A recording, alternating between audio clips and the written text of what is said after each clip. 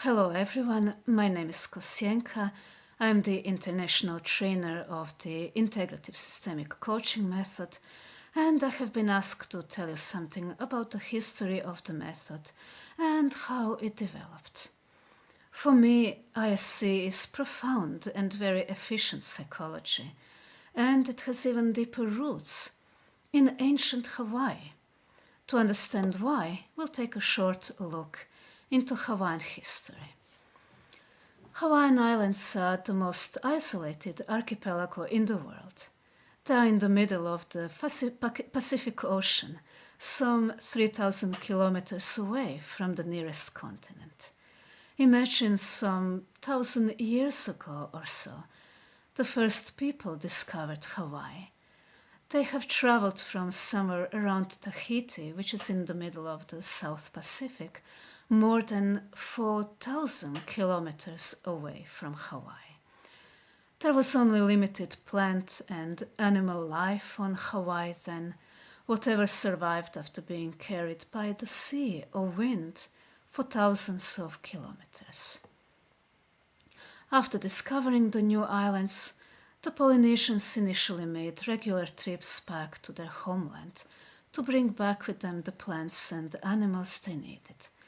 But once they have everything they needed, they eventually lost touch with their lands of origins because the trip was long and dangerous. So for centuries they lived very isolated in small communities that were more like large extended families. Unlike people in most other parts of the earth, they also lived mostly in the open. There weren't any dangerous animals, not even mosquitoes. The climate was perfect, and the only time they actually needed a shelter would be when it would rain. Because everybody was there in the open, the wise people on the village, the healers and shamans, called kahuna in Hawaiian, had a lot of chances to observe family interactions, how people treat each other, how adults treat children, and what happens next. Slowly, they made a connection between relationships and people's emotional and physical well-being. Perhaps through generations, that insight was expanded and deepened. As kahunas were also the healers, they would naturally experiment and include their insights into their practice.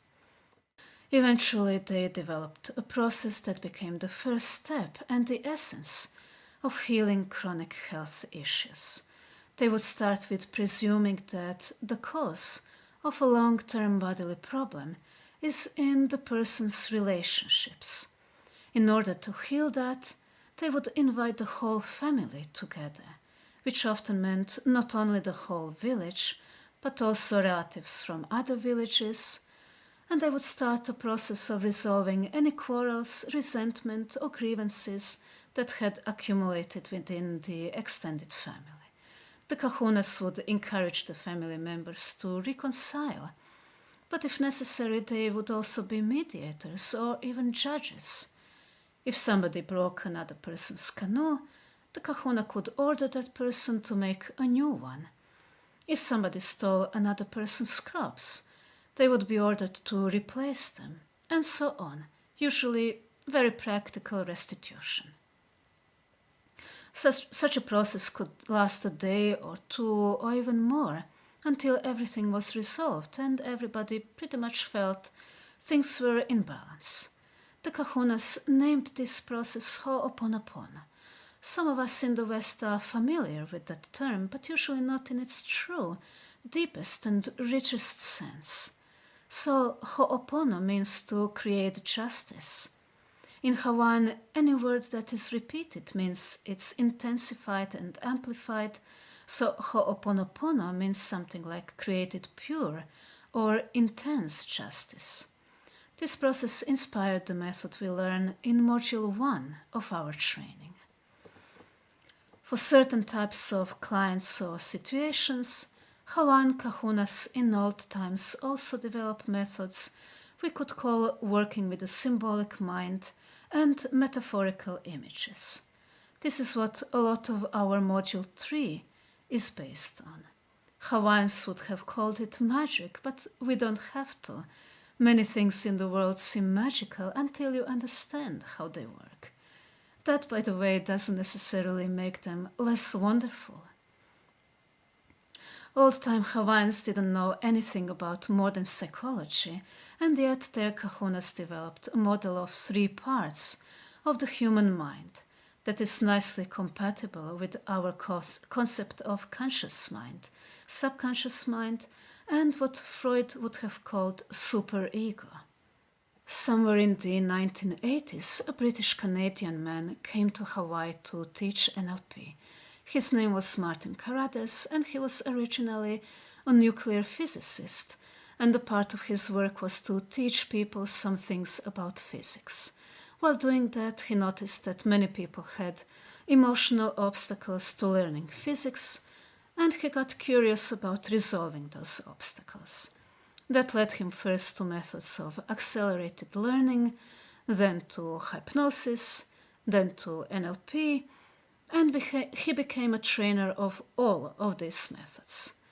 Some parts of those methods are also incorporated in our work, especially in Module 2 and 7. Martin was still not quite pleased with all of that. He still felt something was missing.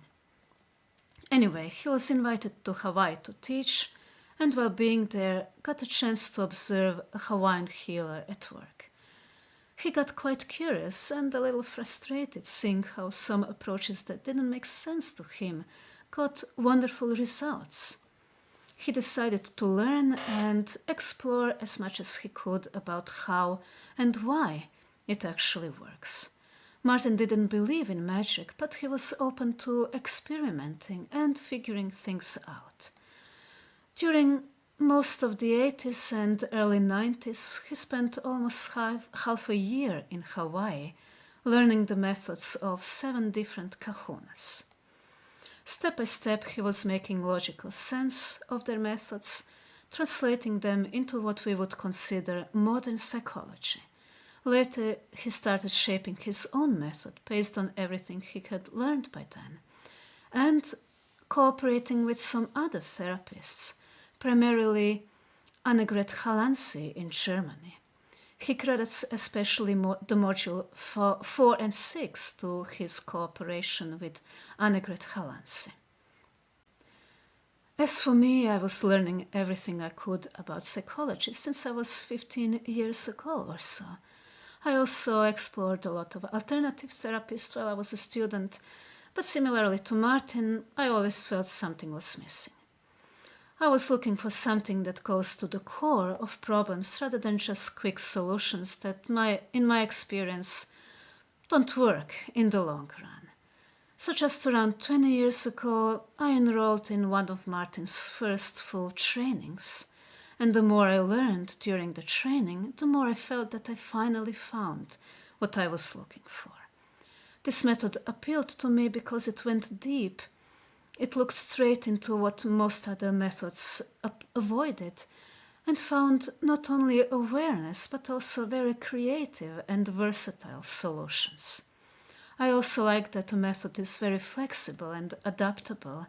It's not a rigid structure that we try to fit every client into, but we have a range of approaches to adapt to different types of clients and situations. We also never offer our own solutions to the client. We guide them to the place, so to speak, where they can find their own solutions. So we make the client more and more independent rather than dependent, which I think any ethical method should do. I've been coaching people since 2004. I was Martin's assistant for a while, and I taught together with Martin for about 12 years. Martin used to say, Kosjenka is a better teacher, but I am funnier. So I might not be too funny, although I'm trying, but as my mother says about me, if I give you directions to get somewhere, it's impossible to get lost. So I will give you a lot of structure, a lot of explanations, a lot of details, and of course many practical demonstrations, so You will get all of my knowledge in what is now about 20 years of successful practice and 10 more years of learning even before that.